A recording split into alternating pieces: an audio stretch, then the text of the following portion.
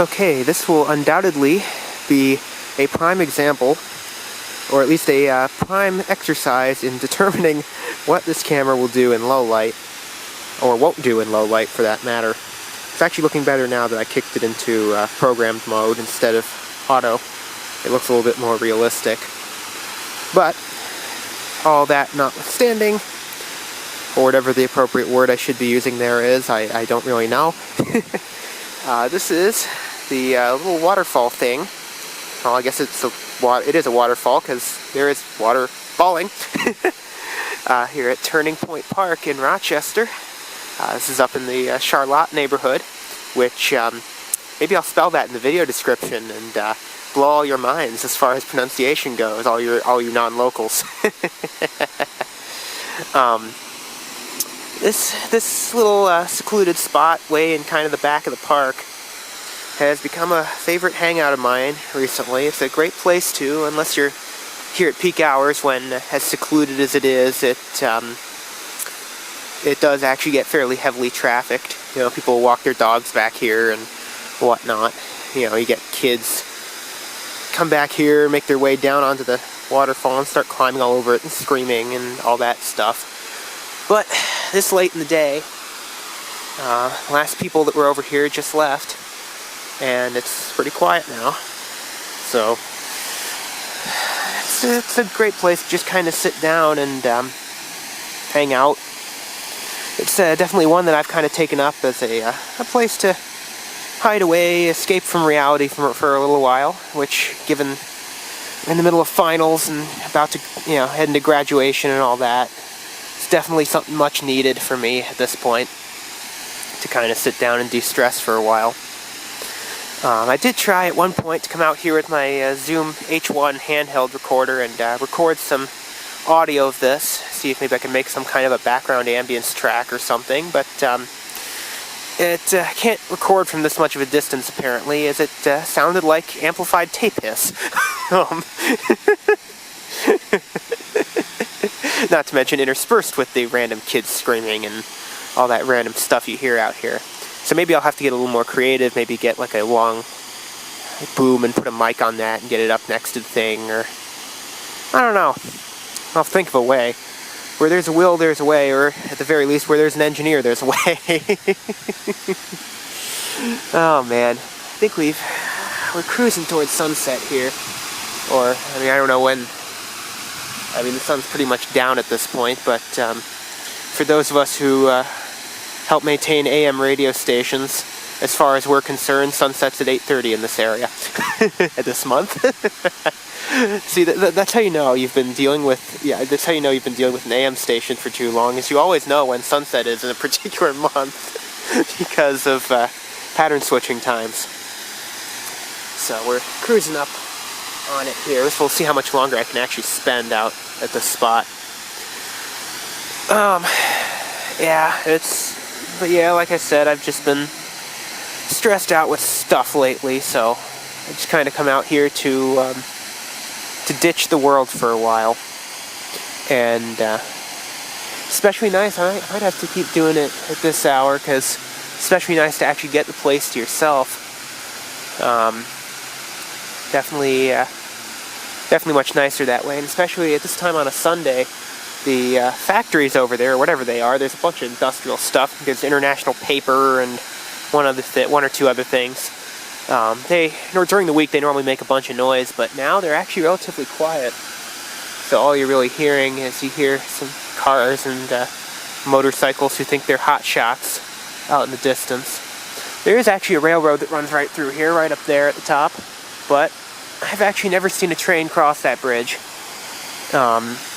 Though I actually don't know if that railroad's still active. It looks, given how well kept it is, I would think it is, but I don't know that for sure. I think also in the image of this area on Google Earth, I think there was actually a train parked on those tracks behind one of the factories up there. So I would think it's still active, but who knows? So yeah, this spot, it's seen its fair share of vandalism. Like I said, kids come out here and decide to kind of claim the place for a while and probably get themselves into all kinds of trouble. I see them, they often go up, climb up on the railroad tracks, and make their way to the other side of the falls. You know, there's actually, if you come up here, I can tell you how they do it. Of course, out back there, you've got the mighty, oh so polluted Genesee River. The running joke around here, at least with some people, is if you fall in there, your legs will melt. And you can thank Kodak for that one. From what I understand, actually down there you can actually see the boardwalk that carries the Genesee Riverway Trail through there. I've actually walked that before. It's really nice.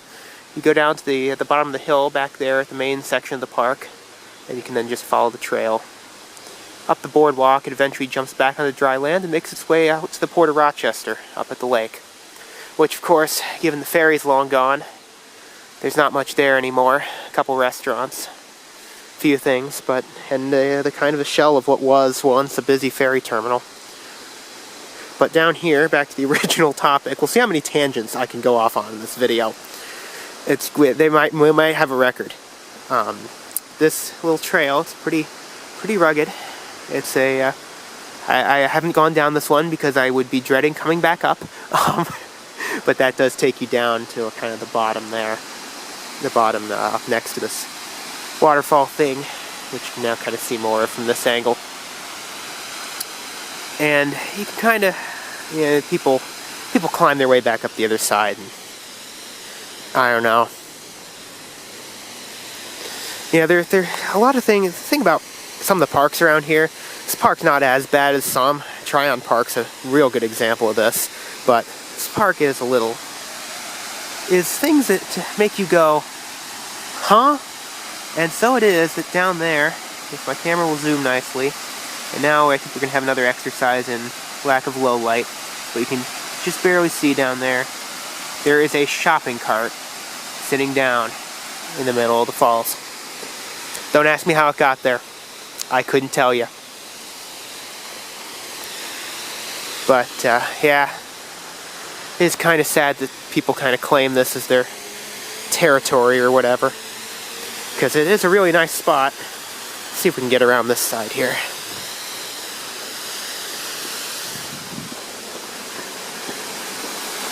Get a little closer. This is an interesting view up here. Not a view you often get of a waterfall. But actually you can even get it better if we come up this way. Kind of see the waterfall from the other side here. See it make its way down there. See there's more vandalism up here, but if we come up to the top of this little thing, there's a closer look at the railroad. See, it's actually fed by this little culvert here. Actually, it's a little bit more than little. It's a fairly big culvert. It's also fed a little bit by that one, but most of it obviously comes from that one there. I'm not actually sure where the other end of this is. I tried looking for it one time on Google Earth. That was how I saw the train, actually. Could not find it. So I'm not really sure where that is fed from or how much crap is in that water. You can see the interesting, well, no, you can't see because my camera doesn't want to behave in low light. Maybe I'll come back out here during the day at some point, but it's an interesting kind of orangey color that the water has turned the rock right there. And there's the rest of it. But yeah, with all the stress and whatnot of the end of senior year of college,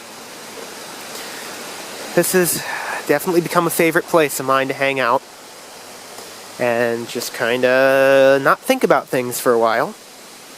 You know, escape from reality, like I said earlier. It's actually an expression that works quite well for this sort of thing.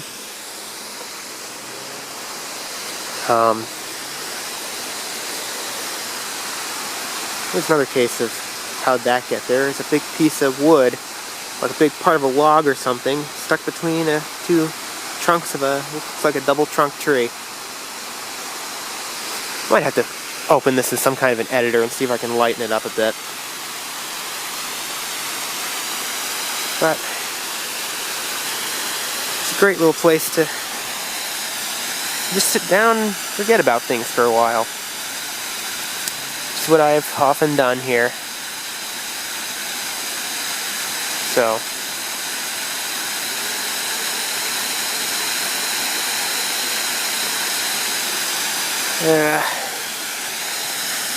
now that this video is coming up on like 10.25 minutes of me randomly just blabbering into the mic, I suppose we could call this like Good Ideas Unplugged or something. Actually, I kind of like that name. Maybe it'll even become a series. I don't know. Just kind of felt like rambling into a mic for a little while.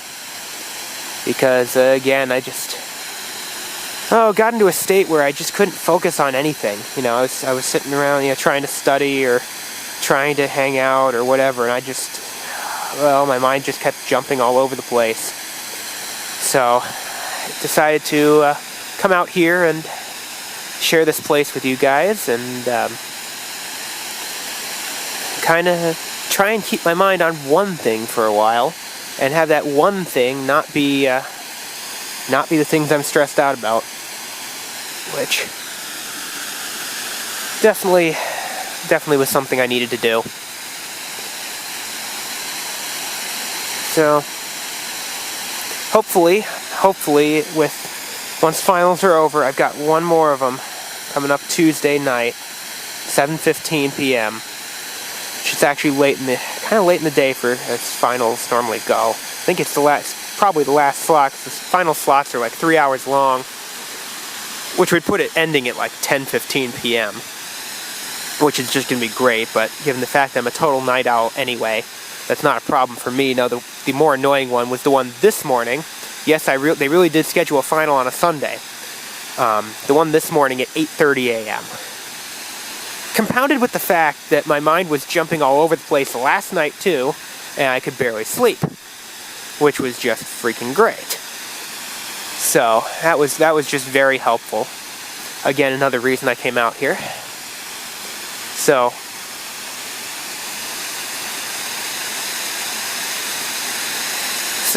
yeah, that's one. Yeah, once that thing, we're trying to. Okay, there's another tangent. So again, we'll see how many of them I rack up in this video. But going back to what I was talking about before, after that final Tuesday night, I should be pretty much done, and then I just have graduation and whatnot, and then I'm done with this godforsaken school.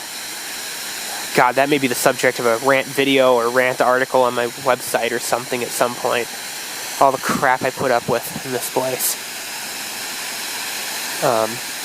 Obviously there's the stuff that the school's engaged in lately that has been in the news, but of course there's plenty that hasn't. Plenty that has never really seen the light of day. I've got all the horror stories I can tell you. Some things I've experienced myself and plenty more that I've heard from other people. Maybe at some point I'll it's probably going to end up turning into a series of rants. Frankly, there's so many of them. But I'd certainly like to be out of the school and unaffiliated with them before I really go on those, because the school has a habit of doing all kinds of nasty things, and silencing people is something I would not put past them. Granted, they'd probably try it anyway, even if I wasn't affiliated, but at least they'd have less leverage in that case. So,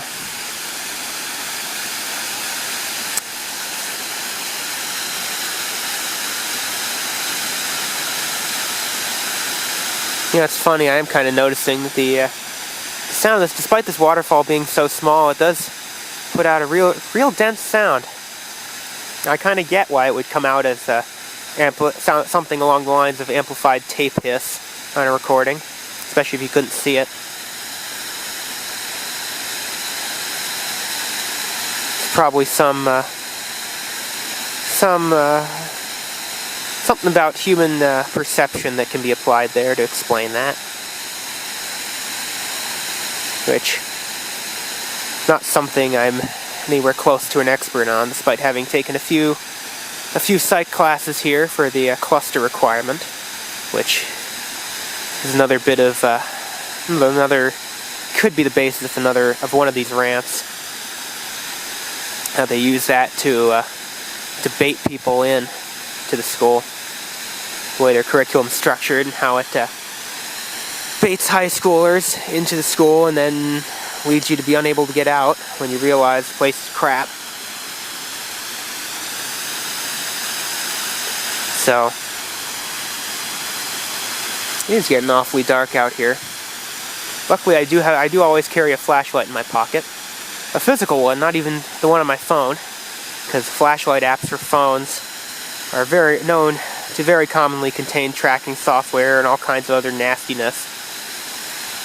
So, not to mention they just drain the phone's battery because the light on there is designed to be a camera flash, not as a flashlight. So I just carry a physical flashlight, and given my line of work, boy does it come in handy. But even for something like this, it'll get me out of the woods here, even if I decide to keep talking here for a while. And meanwhile, you all get to see the light over this waterfall gradually disappear, which ought to make for quite the interesting video, as you see it kind of gradually go from visible to not so much. Which, we'll see how this comes out, whether I decide to make more of these whenever I feel like blabbering on about crap.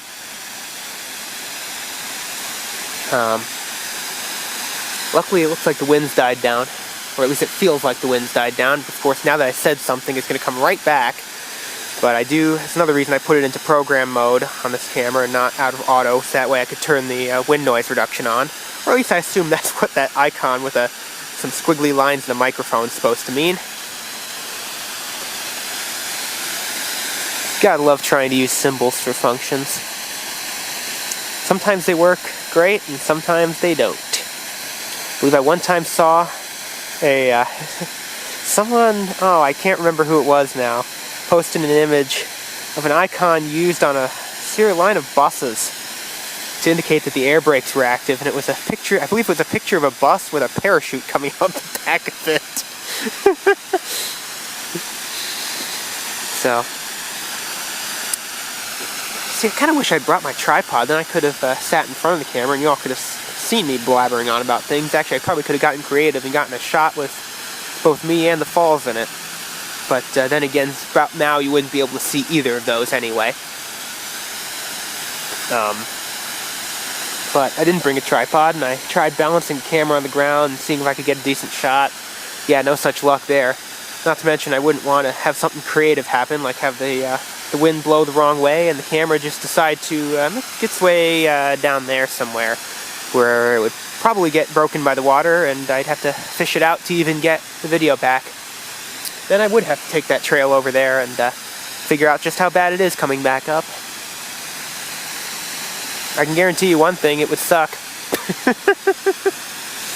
That is definitely for sure. So, it's definitely been nice having some warmer weather the past few days, although it was only up into the mid-60s today, and the thing about Rochester is, as it gets dark, it gets cold real fast, much more so than DC. And so, as we lose light here, I'm probably going to very promptly become quite chilly, and probably decide to make my way out of here for reasons other than just that you can't hardly see anything anymore. But you can certainly hear me blabbering on about random stuff, because I'm really good at that, as you've probably seen in some of my other videos. And I seem to have a very uncanny ability to ramble and go off on tangents and whatnot. And you know, maybe it'll be nice for once to give you all the mostly unedited version. We'll see how it works. Maybe people will like it, maybe people won't. I don't know. But definitely gives me an opportunity to just kind of sit out here and distract myself. Oh, what do you know, the AM went to night pattern. Yeah, I get notifications on my phone when that happens, which means now it really is sundown. And you know, the park's actually probably technically closed at this point, which means I probably, not despite the fact, but in addition to the fact that this video is now just going on 20 minutes, of me talking while you get to listen to some combination of that and amplified tape hiss. Naturally occurring amplified tape hiss, might I add. But I'm probably really not supposed to be here. So I should probably get back to my car and get out of here before it gets completely dark and I can't find the trail to get out. Because that would really suck. It might even suck more than trying to climb that other thing, is walking on a trail that you can't see. So you know what?